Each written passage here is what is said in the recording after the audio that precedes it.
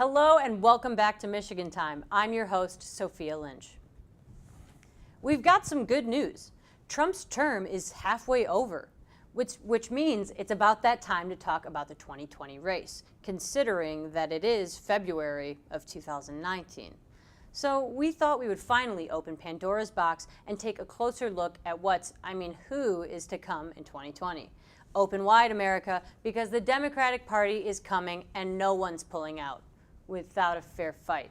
For example, Bernie came hard in 2016 and he's all dried up now? Jesus, what's with all these sexual jokes, guys? Is Richard hacking into the teleprompter or something? My lord.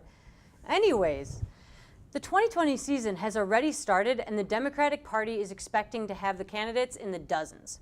10 candidates have already announced, which means if I can find my 2020 election punch card, I can get a free coffee from Espresso.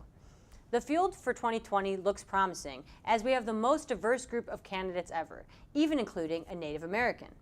Speaking of Elizabeth Warren, she was the first to announce an exploratory committee, and no, we don't mean exploring whether or not 164th Cherokee actually counts.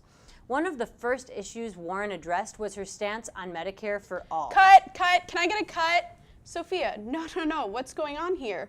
This is too much real news, way too much substance for you. Well, I figured we should focus on the platforms and the issues. No, we must reduce them to their faults and their faults alone. It's too easy to talk about the serious issues. We're still exhausted from the overload 2 years ago.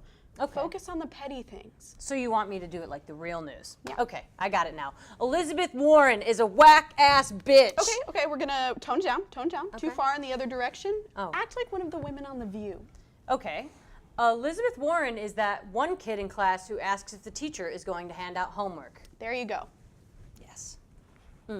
Okay, who's next? Joe Biden? What, Joey boy? You finally looking for the spotlight? You sick of being America's side hoe? Boom, roasted. Oh, this feels good. Who wants some? Cory Booker? That vegan, meatless Cory Booker, am I right? Can't handle the beef? Get out of the kitchen. Oh, this is such a rush. What are these fools thinking running for president? God, apparently anybody can do it. Why don't I run for president? Why don't I run for president? I have way more star power than any of these fools. Mark Goldenberg loves me. Howard Schultz, CEO of Starbucks, big whoop. I own a Keurig and it's never called the cops on a black customer for no reason. Kamala Harris, that lady's father publicly said he was ashamed of her for a Breakfast Club interview. I publicly shame my family every week on this show. Get at me. Bernie Sanders is 79. Sure, I'm on the older end of the college spectrum at a sprightly 23, but at least I'm still hip. And I'm about 5 years away from a hip replacement. Speaking of people who think they're hip, Elizabeth Warren.